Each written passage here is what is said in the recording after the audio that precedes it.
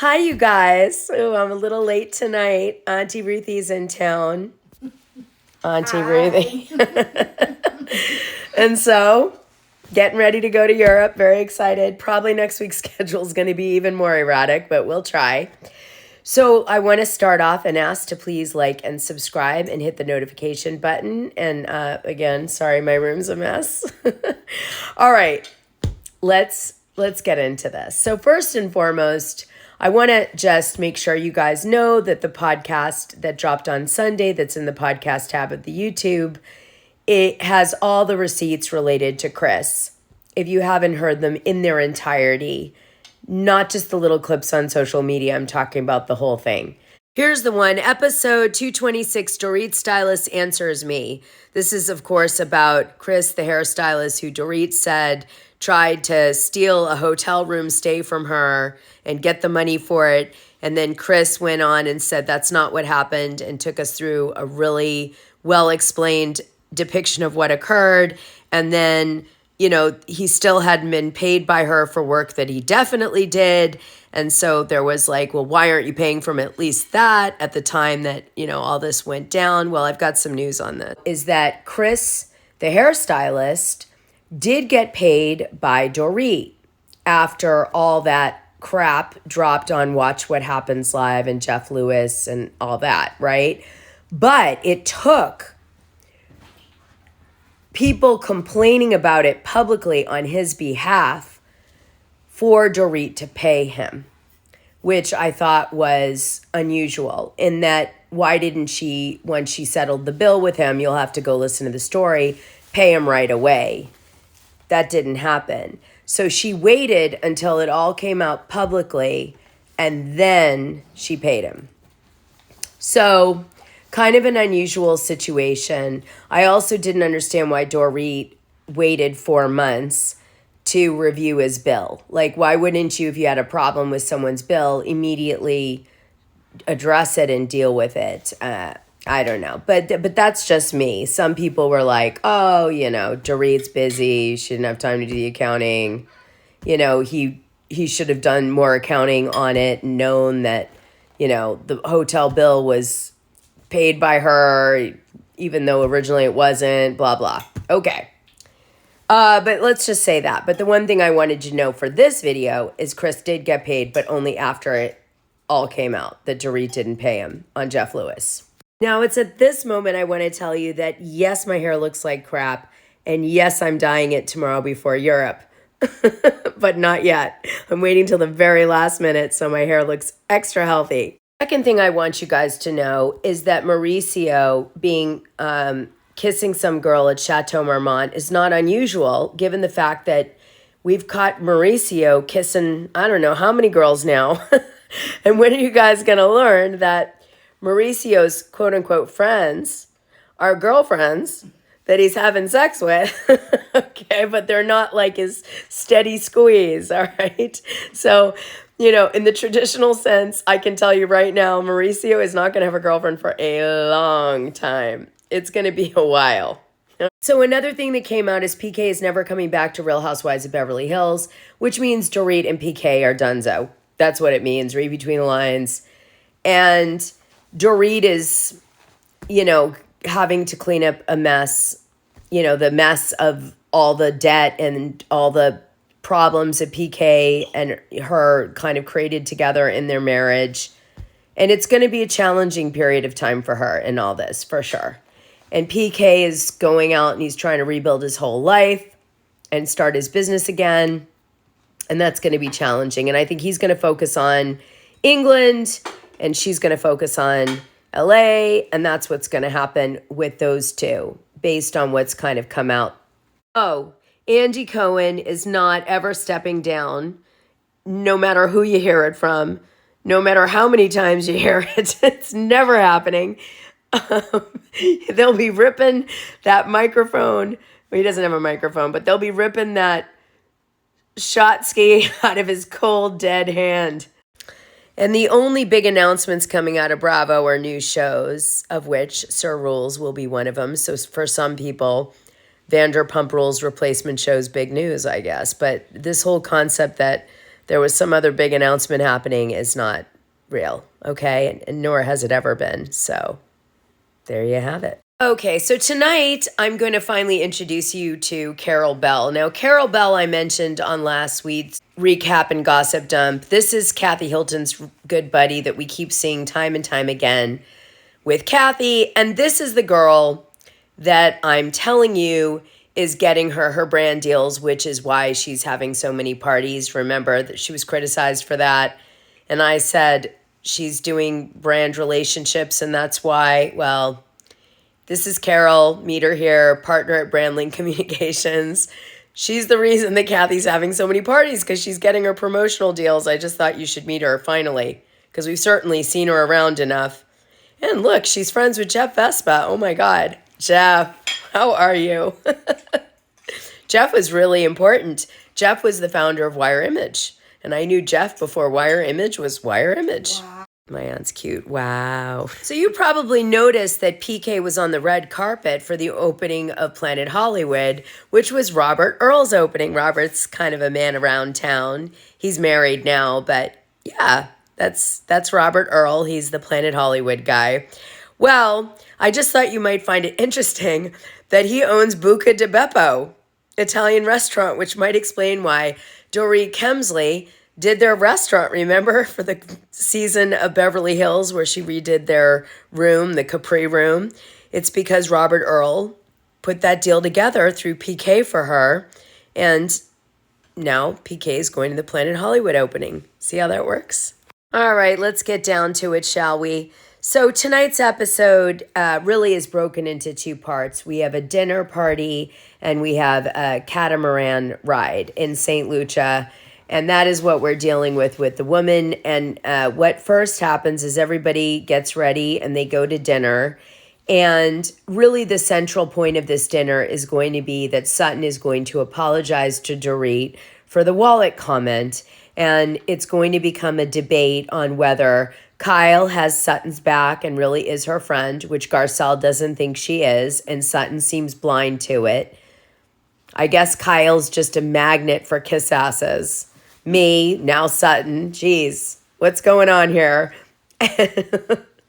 What kind of magical energy does Kyle have? I don't know.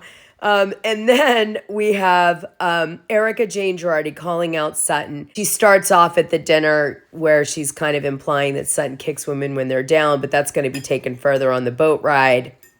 So that happens. But the big moments at the dinner really are Dorit won't accept Sutton's apology because she can't hear it. And Sutton's like, I really mean it, but I'm only apologizing for that. And Dorit wants her to apologize for more than that. And Dorit apologizes for saying a drinking comment, even though she said she didn't mean it in the way that Sutton took it. Although we know that there was a secret strategy by Dorit and Kyle to make a plot point on the show, attacking Sutton about her drinking. So, but that's not going to be said because we're not breaking the fourth wall on that. So she's just like, I don't know what you're talking about, Sutton. I just said you drank, blah, blah, what. Okay. Now, then we get to a scene where Kyle is asked, is she really seeing Morgan, in that sort of way, in a lover way. And Kyle says, basically skirts around it again, doesn't answer, doesn't say no, doesn't say yes, but she does say, maybe someday I'll tell you my story or something to that effect, which basically means to me anyway, that Kyle is trying to decide, as I've been saying, if this is really a long-term thing that she's doing. And that this love affair, if she's having that with Morgan, is really a thing. Or is it something else? And I think she's trying to figure that out right now. So she's not comfortable talking about it at this moment. So maybe someday we'll hear a great love story. I guess that's the read between the lines on that one. Then we jump to Bose. And Bose runs into Mauricio at Soho House and shares this story. Here is a part of a voice memo that Bose left Kyle so she knew what was going on Mauricio's date at Soho House. Yes. Hey, babe. Okay, so full report. She is definitely not cute. I mean, look, if you're gonna do this, you gotta get like the cutest girl on the planet, right? Actually, the entire time that I was sitting there and they were there, I was just dreaming up scenarios where I could just push them into the water. Let me know what you want me to do, because I will run up on a man. And there you have it. Now that's being a girl's girl. And then we find out that Dorit has never been naked in front of PK. I mean, no wonder he cheated. And let me just say something. Like, why have such a hot body if you're not going to show it to anybody? What a waste. So you know the women are at Windjammer Landing for this whole St. Lucia trip. I laughed because when I went to the website just to check it out, look what they had on the front page. Exclusive offers. You could get a promotional offer to grab your squad and channel your inner Real Housewife with a luxe Caribbean getaway. Yeah, like come with all your friends and fight. It's going to be great. Okay, so then we see the women go on the Catamaran and everybody's sporting their new hot bodies. Kyle's had her boobies reduced and she's been working out every day like 5 million hours and she's ripped and thin and awesome. Erika Jayne lost all her legal fat from her difficult times with her husband Tom Girardi. And then, everybody else is looking great. So I was like, wow, everybody's looking really good, sporting their really hot outfits for no men around. Anyway, the point is they all get on this catamaran and they start talking. And what we find out is that Sutton is trying to kind of make things better with Dorit. Dorit really just does not want to make things better with Sutton. Erika Jayne Girardi's decided to sink her teeth into Sutton now. She's coming for her hard. She's like, you kick women when they're down. And Sutton's like, wait a minute, I don't kick women when they're down. What are you talking about? And Erika's like, yes, you kick women. And she was like, what do you mean women? And then Erika's like, I mean this group. And Sutton's like, no, you didn't. You said all women, like I'm some evil bitch that takes the world out and all women, I want to take them down. And she's kind of like, what do you, the read between the lines with that is, don't pretend we're not on the Real Housewives of Beverly Hills. I'm taking you women down because that's the job. That's the assignment, Erika. So stop trying to pretend you don't take women down too. Okay, let's, and this is some spiritual message thing. What's surprising about this scene is Bose seems to have Kyle's back now, doesn't have Sutton's back, although Sutton was the one who brought her on the show, and is like supporting Erika Jayne Girardi more and kind of leaving Dorit a little bit now behind, which I thought was interesting. As you know, they were close off camera, but Bose is kind of being careful to not get, too buddy-buddy that she can't have an opinion with Dorit. So I did see that kind of dynamic shifting, which I think was good because Dorit now knows, Bose wants her spot. She doesn't want to be Dorit's friend. She wants her place. So we'll have to see how this all goes, but there definitely was some friendship shifts in this episode. Garcelle feels like Sutton hasn't had her back in the same way she's had hers.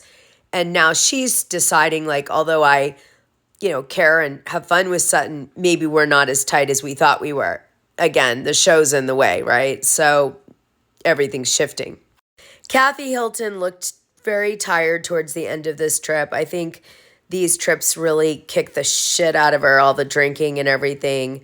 And I really noticed that at the end that she wasn't feeling well or something, you could tell. As usual, the scene ends with Sutton sort of running away and saying, I need a moment, which is something she does. Like Sutton needs a minute after she's had a big emotionally draining scene to figure out what she wants to do and how she wants to digest it. She's done this since her first season on the show. And so she does that again, and people try to come and help her, and she's like, I don't want to. I need a moment. And she does that a lot now. I think it's in one way, she's excited that she's got the camera time, right? And she's running that conversation. But in another way, she's thinking about all the sometimes backlash you can get from being that guy on the show over and over and over again. And I think she doesn't want that pattern to start making fans start attacking her on that basis. I really feel that way. So she's really kind of on a delicate balance beam of like trying to have an opinion and be a truth teller, but not every season be the one that's like calling people out on their stuff. And, because the fans over time, eventually they love it in the beginning, but they turn on it. And I think she's worried about that. I really do. All right, on that note, I'm out of here. I'm going to try to do Denise Richards in the morning. I have a bunch of doors being put on my house. Let's hope it happens. I'm so sick of like having to pee in front of everyone in my house. It's a disaster. I can't wait. I know. Yeah, forget it. You're going to have to get naked in front of me, Auntie. Oh, no. All right, you guys, bye.